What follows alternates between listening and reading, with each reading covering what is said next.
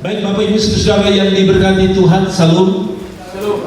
Ini adalah Jumat Agung yang sangat agung. Kenapa?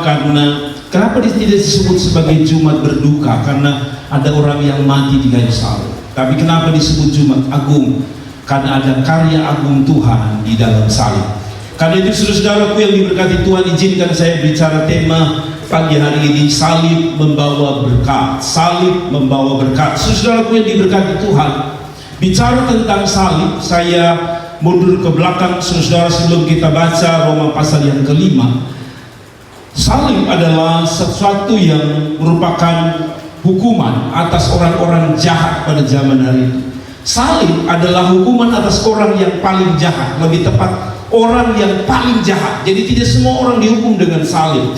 Tapi kalau orang itu disalib, itu adalah orang yang paling jahat.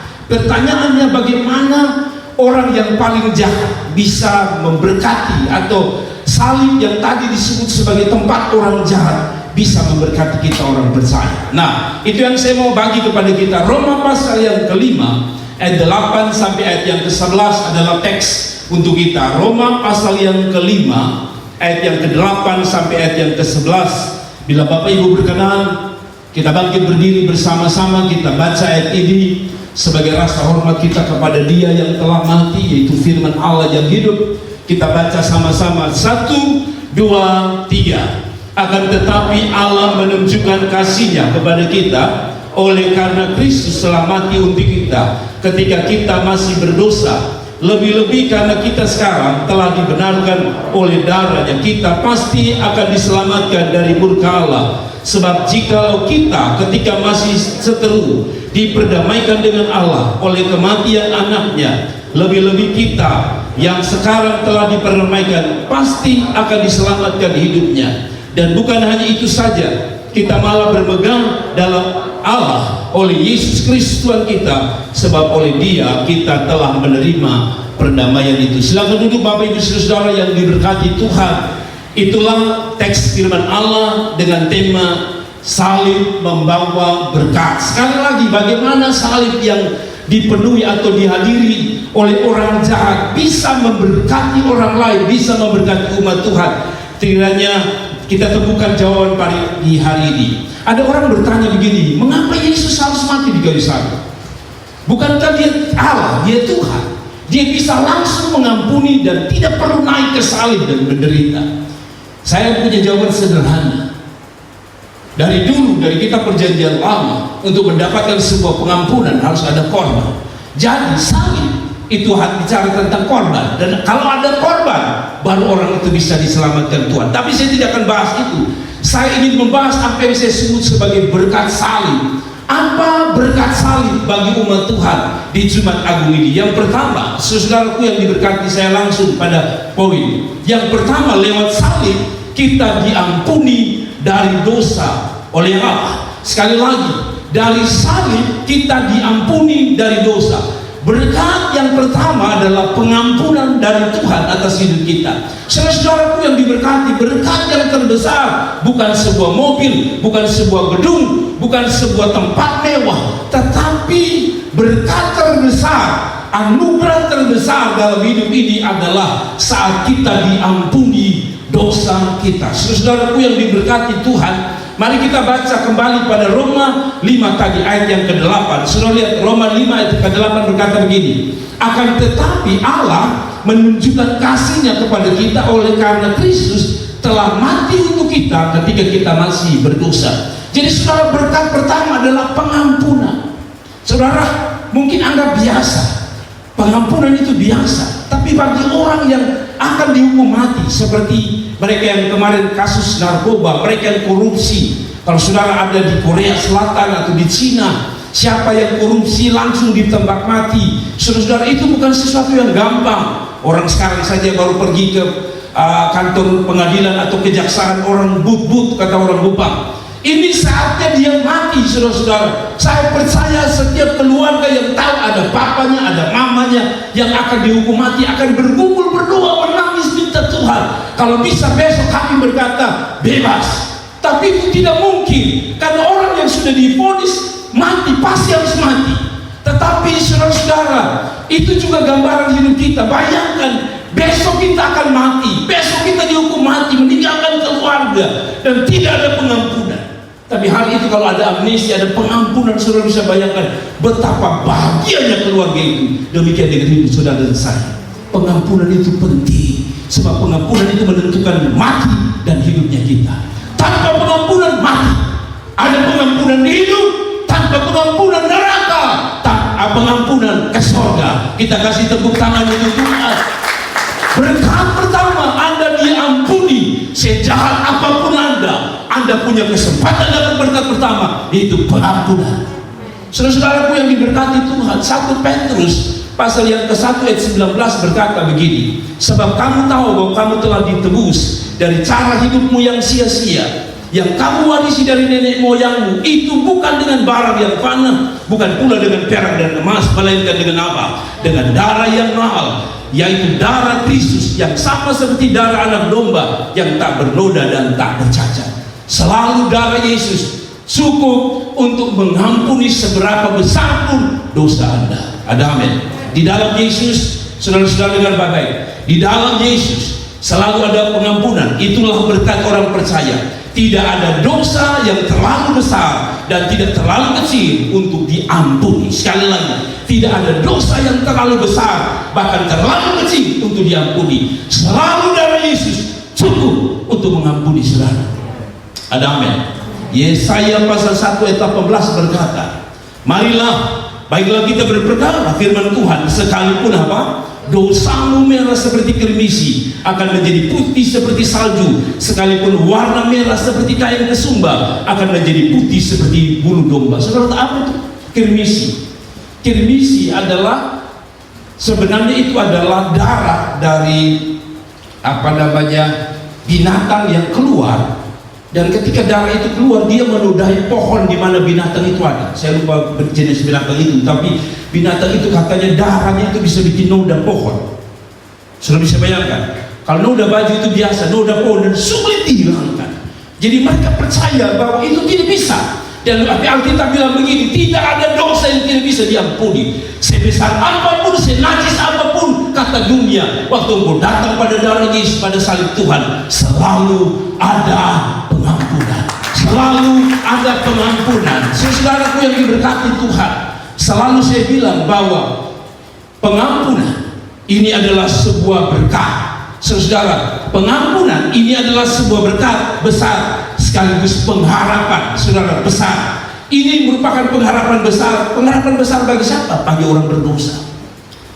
Karena di salib selalu ada pengampunan. Saudara masih ingat contoh dua penjahat, satu di samping kiri dan satu di samping kanan. Satu binasa karena dia tidak datang pada dia yang mampu mengampuni dosa.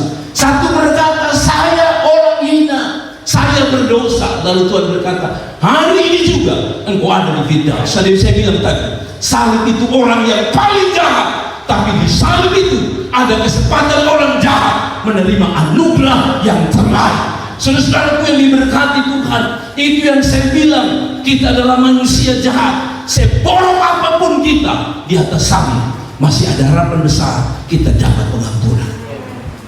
Mazmur 103 ayat yang ke-12 dikatakan, sejauh timur dari barat, demikian dijauhkannya daripada kita pelanggaran kita. Digambarkan jauh timur dan barat, benar-benar sudah dilupakan.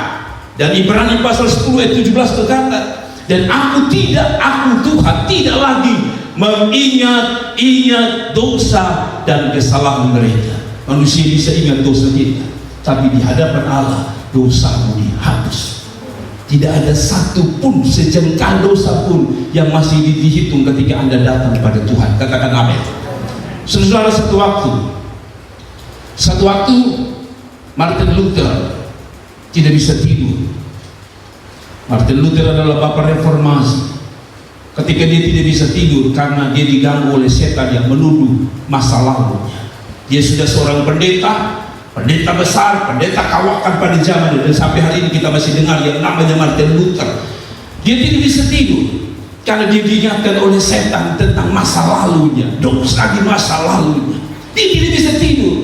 Lalu dia bilang sama Tuhan, Bukankah engkau telah mengampuni? Tetapi mengapa hati nuraniku terus dibisik atau didakwa oleh setan bahwa engkau berdosa, engkau pernah berdosa, engkau najis, engkau tak berdaya, engkau tak mampu mengalahkan dosa dan sebagainya. Lalu ketika itulah Martin Luther lalu dikasih inspirasi oleh Tuhan. Martin Luther ambil sebuah buku besar atau kertas besar, dia mulai tulis satu persatu. Dia bilang sama setan, kasih tahu dosa saya. Mungkin dosa pertama pencuri, dia tulis pencuri. Dosa kedua apa? Dia tulis semua dosa-dosa dia. Dan setelah itu dia tanya kepada setan malam itu, apa lagi? Setan berkata, sudah tidak ada. Oke. Lalu dia ambil kertas itu, dia membakar. Setelah itu dia berkata, aku tahu seperti kata firman Tuhan, dari timur dan barat Tuhan sudah lupa dosa saya. Dia bakar, dia berkata, demikian di hadapan Allah, semua dosaku di masa lalu engkau tidak bisa dakwa, karena sejak aku minta ampun dan darah Yesus membasuhmu, aku menjadi suci dan bersih. Kasih tepuk tangan untuk Tuhan.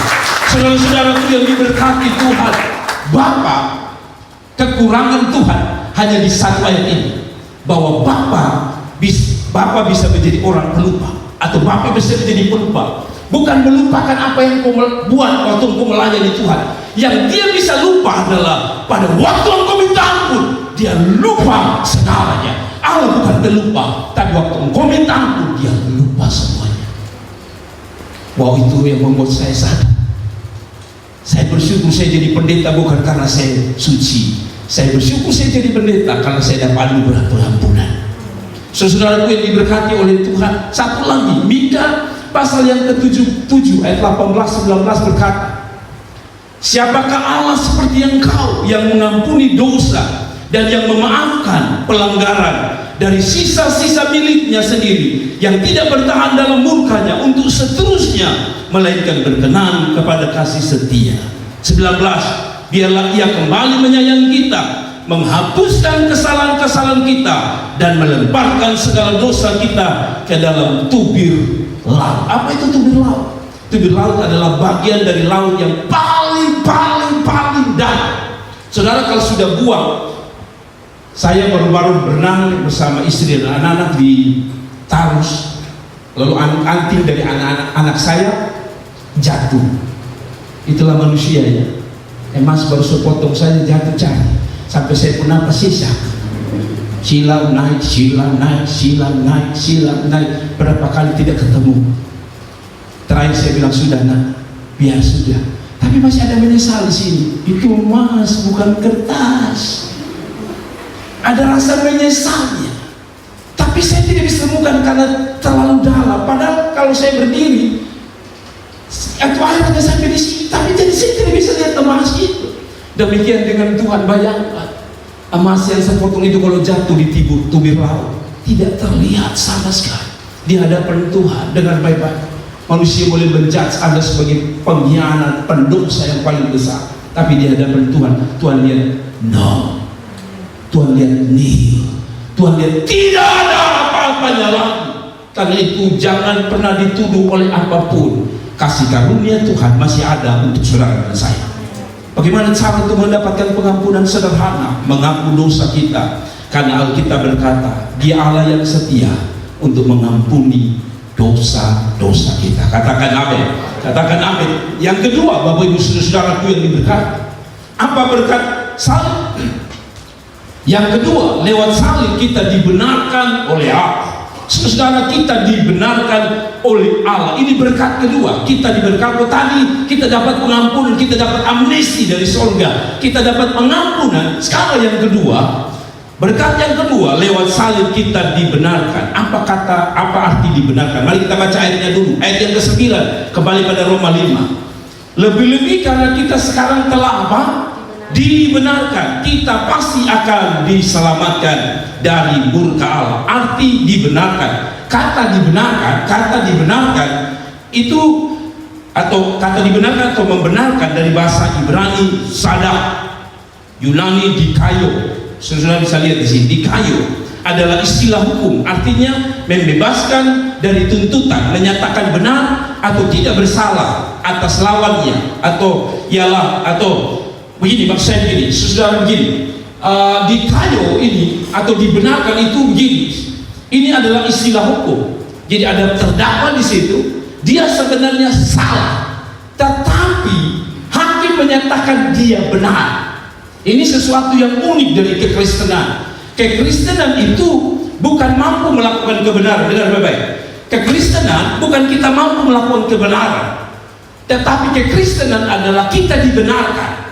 Saudara lihat baik-baik, dibenarkan itu tidak berarti Anda tidak salah. Sekali lagi, dibenarkan bukan berarti Anda tidak salah, tapi dibenarkan itu artinya menetapkan Anda tidak salah. Saudara mengerti? Dibenarkan itu tidak membuat Anda tidak bersalah, tapi dibenarkan itu sebagai ketetapan Allah untuk Anda dibenarkan. Jadi begini, saya salah, tapi oleh Tuhan saya ditetapkan jadi benar oleh Kristus. Jadi saya salah sebenarnya, Anda dan saya salah, posisinya berdosa, tapi oleh Tuhan salib itu membenarkan Anda oleh karena Kristus. Mengerti ya? Nah, mari saya jelaskan arti dibenarkan. Saudara-saudara, dibenarkan itu beberapa orang mengatakan dibenarkan. Arti dibenarkan adalah, saudara-saudara, dikatakan pembenaran berarti tindakan Allah untuk menghapus dosa orang yang bersalah dan memperhitungkan dia sebagai orang benar. Anda ini orang berdosa, Anda ini orang salah, tapi ketika dia mati di kayu salib, posisi Anda yang salah itu jadi benar. Ada seorang menggambarkan begitu. Jadi waktu saudara duduk sebagai orang yang ada di pengadilan untuk dijatuhi hukuman, Anda duduk di situ sebagai terdakwa. Orang melihat Anda salah, orang melihat Anda salah, tapi waktu itu Yesus datang duduk di depan Anda. Pada waktu hakim melihat Anda, dia tidak lihat Anda, dia lihat adalah Kristus. Dan waktu dia lihat Kristus, Anda dengan sendiri dibenarkan oleh Tuhan. Satu waktu ada seorang kepala suku yang bikin aturan, kalau ada seorang masyarakatnya yang berbuat salah yang fatal, harus disiksa dan dihukum mati. Raja ini setelah mengeluarkan titahnya, beberapa saat kemudian terjadi sebuah kasus di perkampungan itu, dan kasus itu adalah orang itu harus dihukum mati. Dan ketika hari penghukuman tertiba, saudara-saudara, betapa kagetnya raja, karena yang diperhadapkan adalah anaknya sendiri, anak dari kepala suku itu. Kepala suku bingung, sisi lainnya sudah mengeluarkan aturan, siapa yang bikin salah, hukum. Sekarang yang ada di depan dia adalah anak. Sebagai bapak yang mengasihi anaknya, dia tidak tega, tapi hukum harus berjalan. Dia adalah raja yang dikenal sangat adil. Satu waktu akhirnya dia bergumul di kamar dan dia seperti menangis dan dia berpikir, apa yang saya harus lakukan? Tiba-tiba dia dapat ide dan dia berkata, oke, hukuman harus dijalankan, tetapi saya akan menggantikan anak saya di sini. Anda harus menghukum. Orang berkata, tidak bisa, ini anakmu dan engkau raja. Dia bilang, tidak, saya mengasihi anak, saya mau ganti dia. Dan sejak itu masyarakat menghukum dia dan membinasakan dia, tapi anaknya selamat. Demikian dengan kita, kita harusnya mati, tapi kita dibenarkan oleh Tuhan supaya kita tidak binasa, melainkan beroleh hidup yang kekal. Saudaraku yang diberkati Tuhan, saudara, ini yang saya mau bahas. Apakah manusia dibenarkan karena iman atau karena perbuatan? Ada pertanyaan selanjutnya, kita ini dibenarkan karena iman atau karena perbuatan? Kalau orang mengatakan karena iman, lalu buat apa orang hidup dalam kebenaran? Toh orang hidup dalam dosa kan dikatakan dia kita dibenarkan. Kalau begitu, hidup Kristen ini posisinya di mana? Kita dibenarkan karena perbuatan atau kita dibenarkan karena iman? Mari kita temukan jawabannya. Saudara, jadi kita dibenarkan bukan karena mampu melakukan kebenaran, karena tidak ada satupun yang mampu melakukan kebenaran. Tapi kita dibenarkan karena pertama, kasih karunia. Bilang kasih karunia. Kita dibenarkan pertama karena kasih karunia. Gift, kado. Kalau kado Anda tidak punya andil di dalam. Pernah saudara mau dapat kado, saudara telepon orang itu, ingat kadonya jangan itu.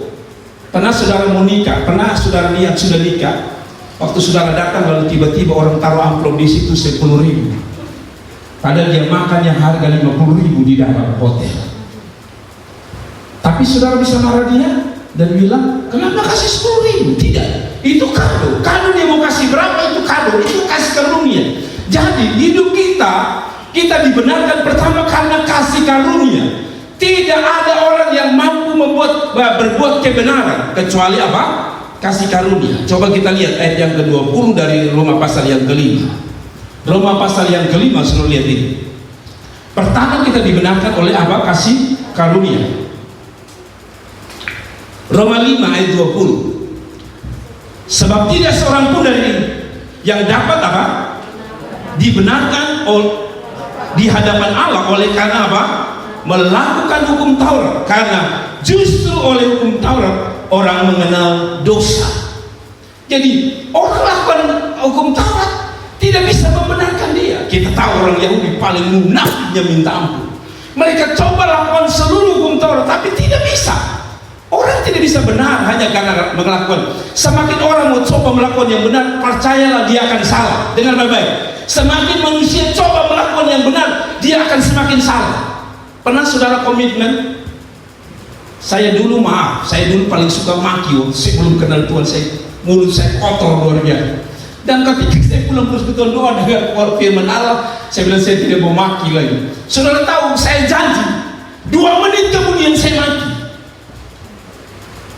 Kalau orang coba memaksakan diri melakukan kebenaran bukan karena kasih karunia Tuhan untuk membenarkan dia, tidak jadi.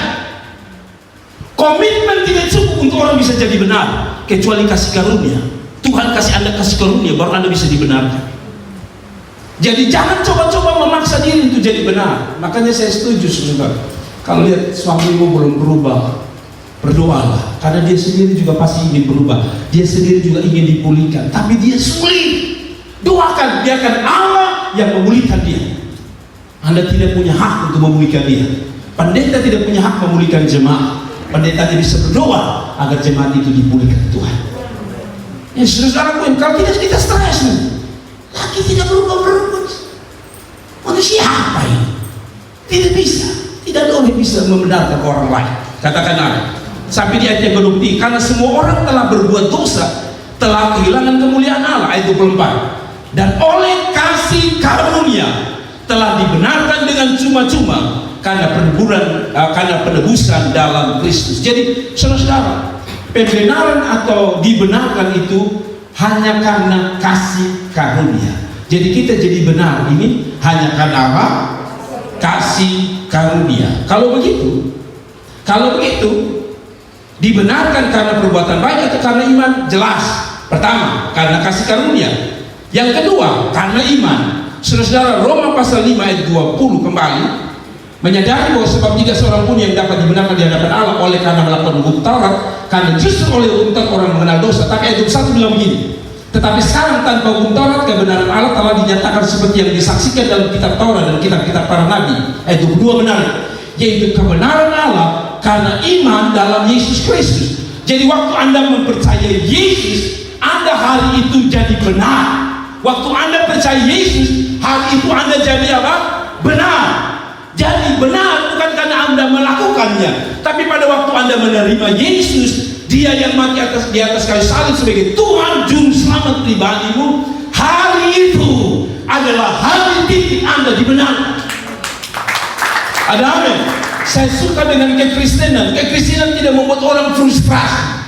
Beda dengan agama sebelah. Semua dipaksakan untuk jadi benar.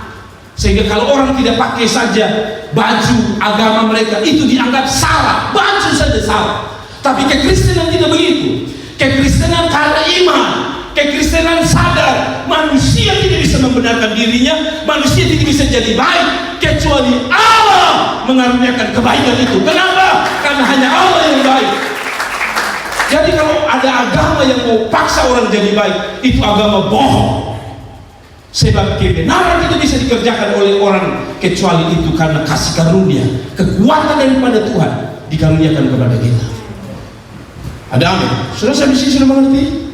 Itu sebabnya kalau agama lain mengatakan begini, untuk selamat lakukan kebaikan, amal, betul ya?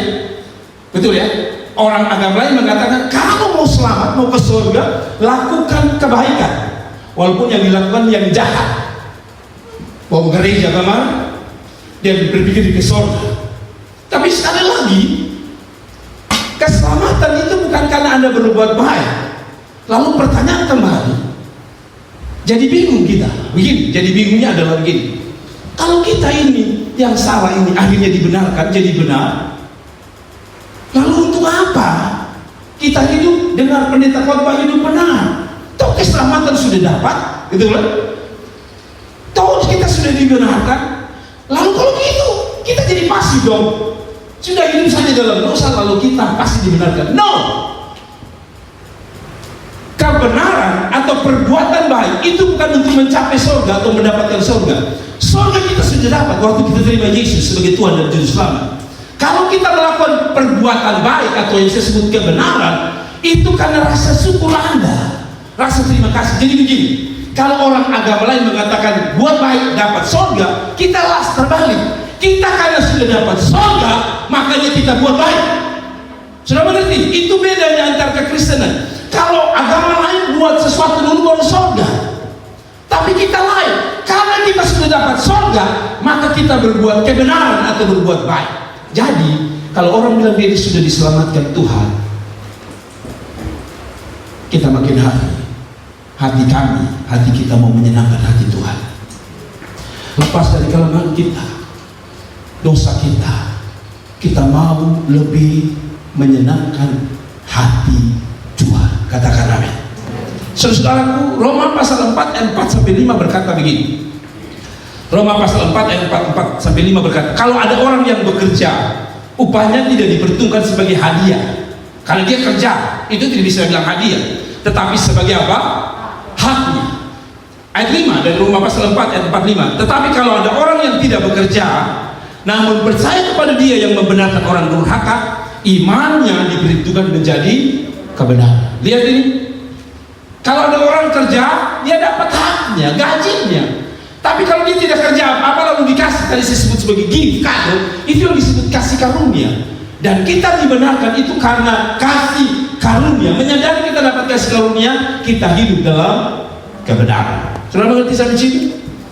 Ayat Roma pasal 5 ayat 7-8. Jika demikian, apakah dasarnya untuk bermegah? Tidak ada. Berdasarkan apa? Berdasarkan perbuatan, tidak melainkan berdasarkan iman. Nah, ada orang yang karena dia sudah hidup benar, maaf kata dia sudah hidup kudus, lalu dia jadi orang yang sombong secara rohani, merasa diri orang lain lebih kotor dari dia, merasa diri orang lain lebih najis. Dikatakan jika demikian, apakah alasan untuk bermegah? Tidak ada. Berdasarkan apa? Berdasarkan perbuatan? Tidak, melainkan berdasarkan apa? Iman. Artinya begini, kalau saudara makin rohani, jangan melihat orang yang tidak rohani lalu saudara anggap saya lebih hebat. No, tidak ada yang lebih hebat. Karena pada akhirnya saudara yang bisa jaga kesucian pun itu kasih karunia, itu anugerah. Jadi kalau kita hidup lebih baik, jangan sombong. Itu kasih karunia Tuhan. Katakan amin. Katakan amin. Saudara, ayat yang ke-28, karena kami yakin bahwa manusia dibenarkan karena iman dan bukan karena ia melakukan hukum Taurat. Melakukan hukum Taurat terlalu susah. Kalau saudara baca itu hanya 10 perintah, tapi sebenarnya ada aturan-aturannya. Terlalu banyak aturan dari setiap bagian-bagian perintah itu. Contoh, kalau saudara binatang ada jatuh dalam lubang, tidak boleh ambil. Padahal dia suka tarik nafas, wah saudara pikir daripada dia mati di bagus kalau bikin RW. Tidak bisa. Karena hukum Taurat adalah hari Sabat tidak boleh bikin apa-apa. Kita lain kan, habis kebaktian sebentar piknik, sebentar selfie di mana-mana itu bisa. Tapi zaman dahulu tidak bisa. Betapa ketatnya. Itu sebabnya waktu Yesus berkata, mari kepadaku semua letih dan berbeban berat. Memang akhirnya kita aplikasikan dalam beban berat hidup kita. Tapi sebenarnya beban berat itu konteksnya adalah beratnya hukum Taurat. Kita tidak suka hukum Taurat lagi. Kita ini manusia ini memang tidak suka dengan yang namanya hukum berat. Paling gampang saja. Sudah dibilang di zaman COVID ini gunakan masker dan helm. Artinya masker sekarang 2, masker mulut dan masker kepala.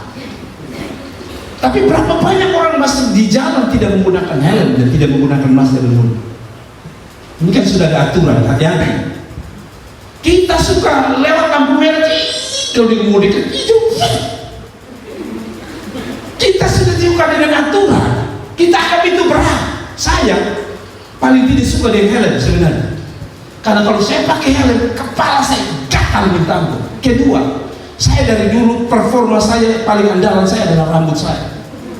Di bawah boleh tidak rapi, tapi kalau saudara lihat foto saya, rambut saya selalu tertidur, angin badai tidak akan menyentuhnya.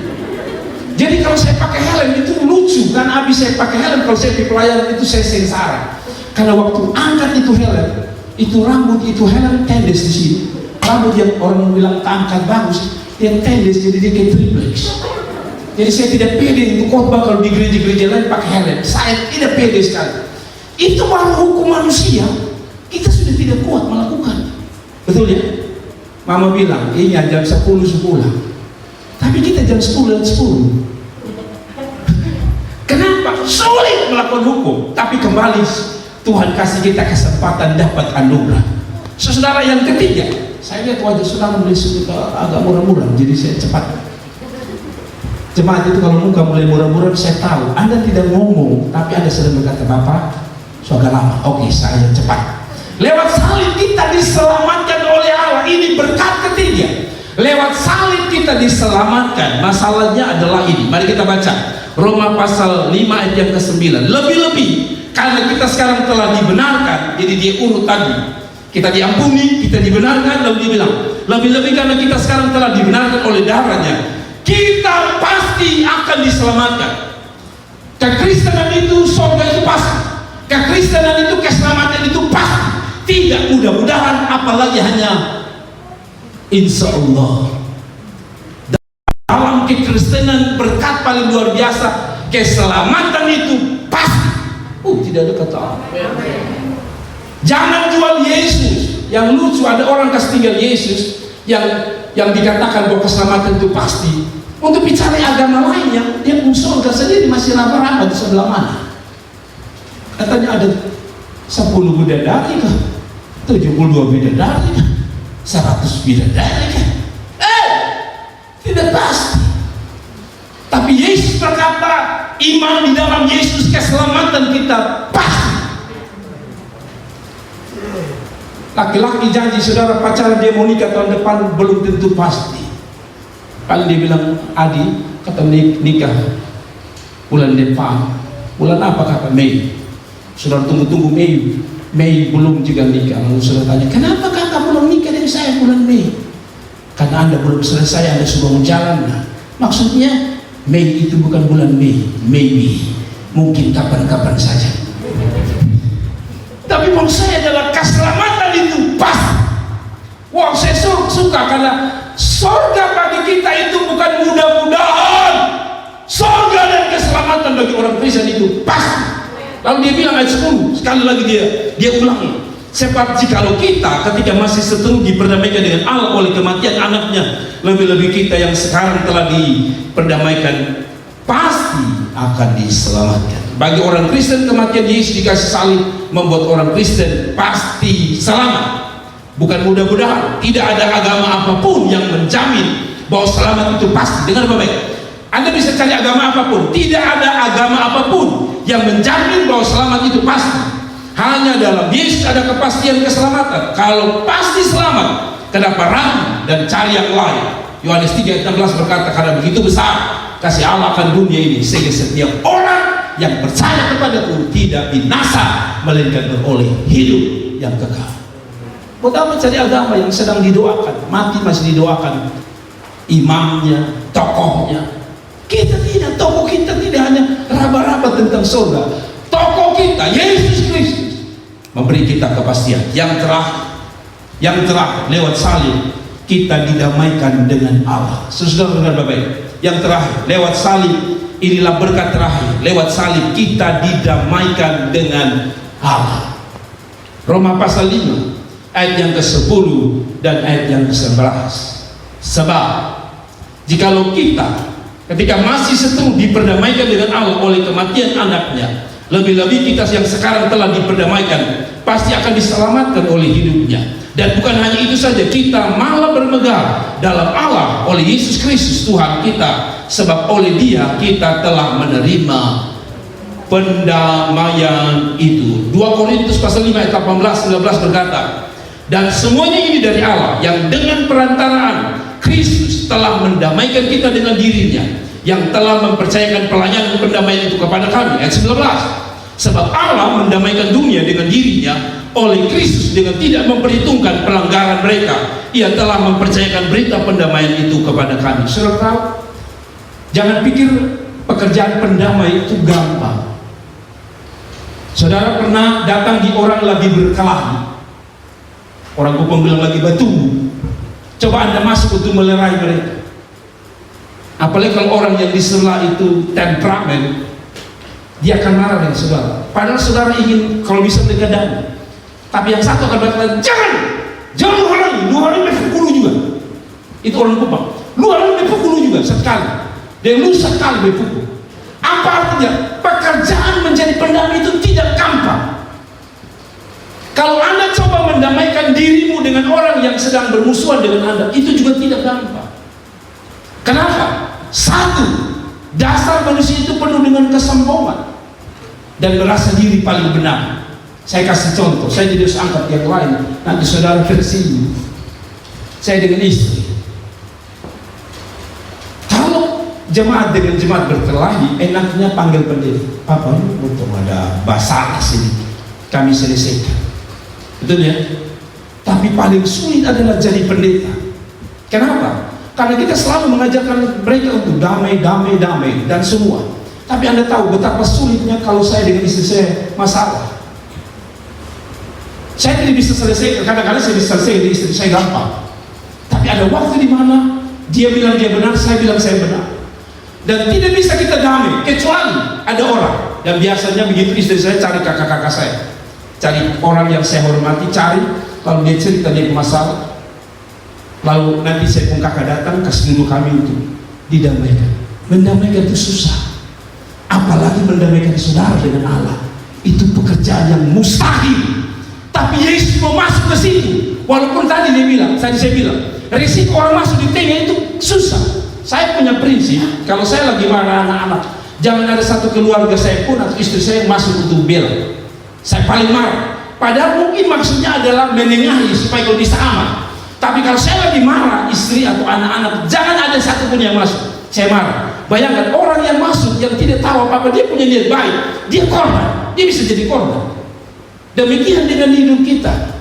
Kristus tahu bahwa waktu dia mau damaikan Allah dengan kita, ada risiko, yaitu risiko kematian. Tapi Kristus tidak peduli. Yang penting Anda dan saya dengan Allah berdamai. Yang penting Allah dengan Anda dengan Allah kembali punya hubungan yang mesra dan luar biasa. Kita ingat waktu kita Kejadian, pendamaian itu sebenarnya luar biasa makna. Kita kembali ke kata pendamaian ini. Saudara masih ingat waktu Adam jatuh dalam dosa, apa yang terjadi? Tuhan bilang keluar dari Taman Eden, tempat berkah, tempat anugerah, tempat kelimpahan, tempat segala sesuatu yang indah. Tapi waktu jatuh dalam dosa, Tuhan bilang pergi. Tapi Kristus sadar bahwa bertahun-tahun orang hidup dalam kengerian, ketakutan yang luar biasa. Dia kasih damai supaya hubungan yang putus ini kembali dipulihkan. Anda tahu, saya marah-marahnya suami istri sebenarnya ada hati untuk berdamai, hanya sombong saja.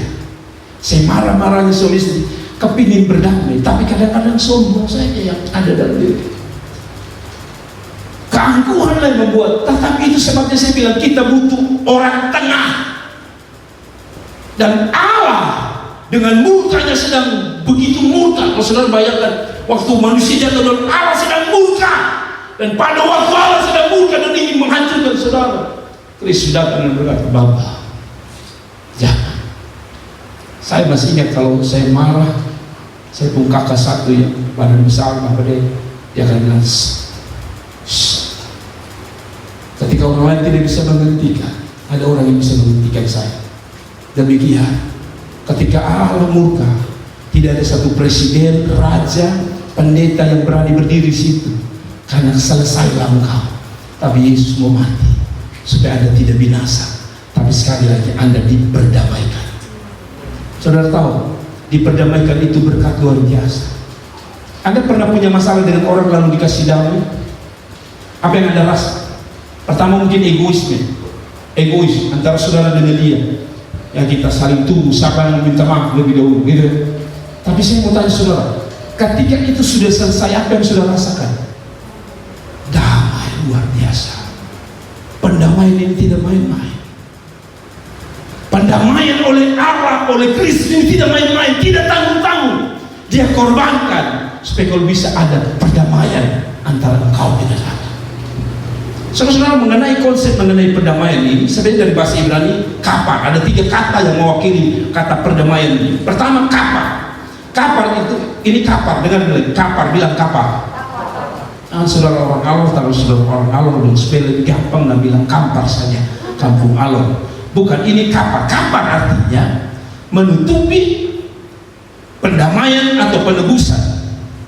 Dalam bahasa lain dikatakan atonement, dan juga disebut rekonsiliasi. Jadi kata pendamaian ini rekonsiliasi. Apa itu rekonsiliasi? Pemulihan hubungan yang telah rusak atau putus. Pemulihan hubungan yang sudah rusak atau putus. Kita dengan Allah kan oleh dosa kita sudah rusak, putus hubungan. Saudara, putus hubungan dengan manusia itu gampang. Putus hubungan dengan Tuhan itu cari mati namanya. Dan sebenarnya kita sudah mati, bukan cari mati, kita sudah mati. Waktu kita belum menang kebenaran, kita sudah mati. Tapi Allah datang, atau Yesus datang, itu kita menjadikan kita damai dengan Allah. Yang kedua, kata itu mempersembahkan sebagai korban dosa. Yang ketiga, rasa itu memenuhi tuntutan atau membayar hutang. Jadi perdamaian itu, kalau mungkin kita orang Rote dengan kebanyakan ya orang NTT, itu ada yang disebut dengan tutup malu, ya. Kalau saudara sudah buat salah, hubungan saudara dengan orang itu sudah putus secara tidak langsung, karena Anda sudah mempermalukan. Misalnya ada orang hamil sebelum diberkati, maka ada tuntutan yang namanya apa tadi? Tutup malu. Sebenarnya tutup malu itu nanti bisa ditutup, didamaikan dalam tanda kutip, hanya lewat binatang. Jadi sebenarnya konsep-konsep dunia ini sebenarnya tiru Alkitab. Walaupun caranya tidak selamanya benar. Yaitu begini, saya masih ingat ada satu kasus kami tangani karena anak itu hamil padahal dia masih kuliah, sehingga orang tuanya mengatakan, "Papa dong harus tutup malu." Saya pikir tutup malu itu bikin bagaimana gitu. Jadi karena dalam kepolosan saya tanya sama Toh tutup malu itu kalau mana? Dia bilang, "Oh, tutup malu itu gampang. Pertama, ambil kain adat, bawa kain adat sebagai tanda tutup. Yang kedua adalah bawa babi." Sudah tahu bawa babi. Bayangkan, saya pikir kasihannya babi bisa tutup malu. Tapi itulah konsep, bahwa dengan bawa babi itu sudah tutup malu. Lepas dari konsep benar dan tidaknya. Tapi ada satu konsep dunia bahwa dengan begitu, walaupun babi pas potong, habis potong, makan sama-sama. Yang saya tidak suka adalah kalau memang saudara mau sambut kita, potong babi sendiri toh.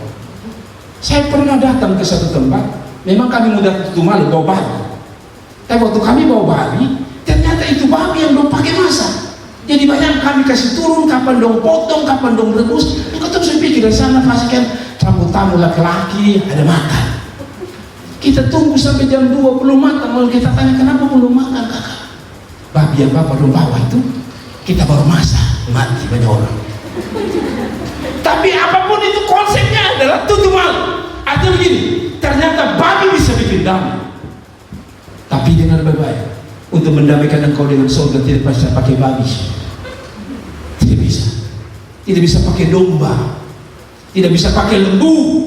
Hanya satu, dengan darah Yesus. Ada amin. Saudara-saudara, rekonsiliasi artinya pemulihan hubungan. Kita yang dulu tadi diusir dari Taman Eden, sekarang oleh anugerah Tuhan kita dikembalikan kepada Taman Eden, yaitu taman keberkatan Tuhan. Ya saudara bisa rasakan dari Tuhan dalam ibadah. Yesus mati jam berapa? Yesus mati jam berapa? Saudara tidak tahu juga. Kasihan ya, iya Bapak, waktu itu ketemu sudah ada bapaknya. Coba pas ada ketemu. Yesus mati jam berapa? Jam 12 kalau kegelapan kan? Yesus mati jam berapa? Anda dan saya mati jam berapa nanti? Yesus mati jam 3. Betul ya? Yesus mati jam 3. Jadi saudara kembali pada firman Allah ini, rekonsiliasi atau pemulihan hubungan. Yesus mati jam 3. Apa artinya? Alkitab bilang apa? Pada waktu dia mati, atau pada waktu jam 12, kegelapan menutupi bumi. Lalu yang kedua, bukan hanya kegelapan, kata Alkitab apa? Lalu tiba-tiba tabir bait suci terbelah jadi 2. Apa artinya? Apa artinya? Ini bicara pendamaian. Sebab pendamaian biasanya bisa dilakukan setahun sekali dalam ibadah yang disebut sebagai acara. Saudara lihat di situ, kasih tunjuk di situ,